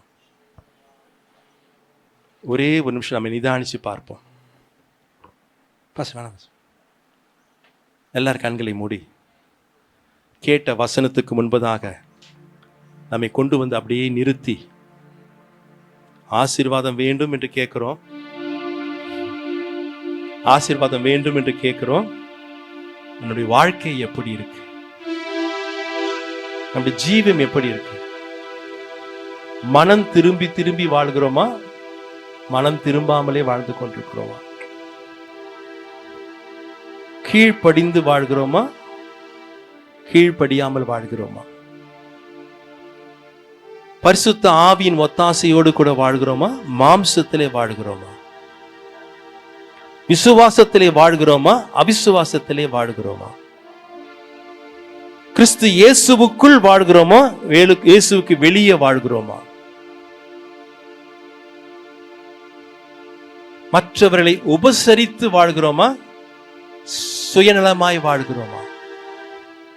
கிறிஸ்து இயேசுவில் இருக்கிற சிந்தையே உங்களில் இருக்க கடவுது என்று பவுல் சொல்கிறான். என்ன சிந்தை? அவர் தனக்காக வாழாமல் பிறருக்காக வாழ்ந்தார். ஆரம்பத்திலே சொன்னார், தமக்கு முன்பு வைத்திருந்த சந்தோஷத்தின் பொருட்டு சிலுவை அவர் அவமானமா இல்லை, என்னவில்லை. ஏன் தெரியுமா? அவருக்காக அவர் வாழல, எனக்காக உங்களுக்காக சிலுவை சகித்தார். சாட்சி இருக்கா? பக்கத்து வீட்டுக்காரங்க என்னை பார்த்து, உங்க குடும்பத்தை பார்த்து, இவங்க கிறிஸ்தவர்கள், தேவ ஜனங்கள் சொல்ல முடித்தக்கதாய் வாழ்கிறோமா? கானானியரை பெர்சியருக்கு முன்பதாக சாட்சியை இழக்காமல் வாழ்ந்த ஆபிரகாமை போல வாழ்கிறோமா? எல்லா இடத்திலும் சாட்சி இழந்தவர்களாய் வாழ்கிறோமா? மாசத்தின் முதல் நாளில் ஆசீர்வாதமான வார்த்தைகளை கர்த்தருக்கு சொல்லியிருக்கிறார். நம்முடைய ஜீவியம் எப்படி இருக்கு? நம்முடைய ஜீவியத்தை நாம் மாற்றும் பொழுது படிப்படியா 2 ஆண்டவர் 5, 5 10, 10 100, 100 1000, 1000 கோடா கோடி பூமியே தாங்கக்கூடாத அளவுக்கு இதே இடத்திலே கர்த்தர் உங்களை ஆசீர்வதிக்க வல்லவராக இருக்கிறார்.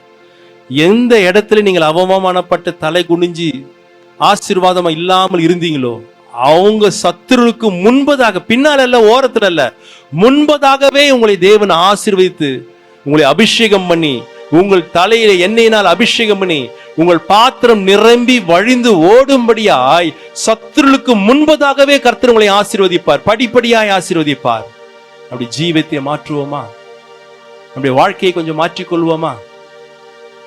கசப்பு, பகை, வைராக்கியங்கள் இன்னும் ஒப்புரவாகாமல் மனத்தாங்களோடு கூட, கோபத்தோடு கூட, எரிச்சலோடு கூட, துர்க்குணத்தோடு கூட நாம் வாழ்ந்து கொண்டிருப்போம் என்று சொன்னால், இன்னும் ஒப்புரவாகாமல் கசப்பை வளர்த்துக் கொண்டு இருப்போம் என்று சொன்னால் நாம் மனம் திரும்புவோம்.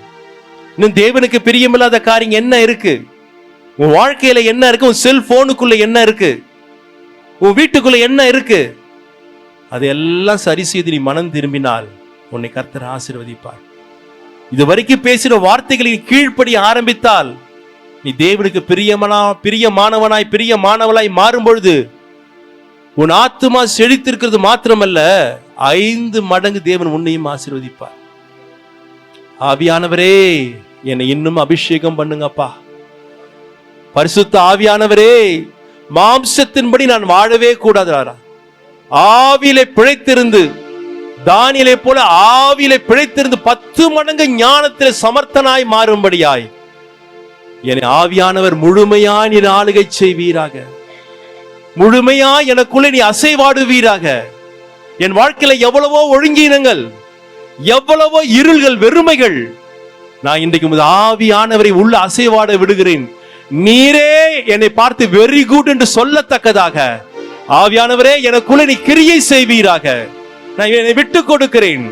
மாமிசம் எனக்கு வேணாம், மாம்சம் எனக்கு வேணாம். எனக்கு ஆவியானவர் நீ ஒருவரே போதும் அப்பா, நீ ஒருவரே போதும், நீர் ஒருவரே போதும். விசுவாசிங்க அம்மா, ஐயா விசுவாசிங்க, கர்த்தருடைய வார்த்தையை விசுவாசிங்க. இதுல ஒன்று கூட பொய் இல்ல, எல்லாம் சத்தியம். இந்த வசனத்தை நீ விசுவாசித்தால் 100 மடங்கு நீ பலனை காண்பாய். 100 மடங்கு 10%. அன்னன்னைக்கு அந்த வருஷத்துல அன்னன்னைக்கு 100%. இந்த வசனம் நீ விசுவாசிக்க விசுவாசிக்க உன்னை பலவானாய் மாற்றும், பலவானாய் மாற்றும். கிறிஸ்துவுக்குள்ளேயே ஜீவிங்கள், கிறிஸ்துவ விட்டு வெளியே போயிடாதீங்க. ஆவியானவர் உங்களுக்குள்ளே ஜீவிக்க விட்டு கொடுங்கள்.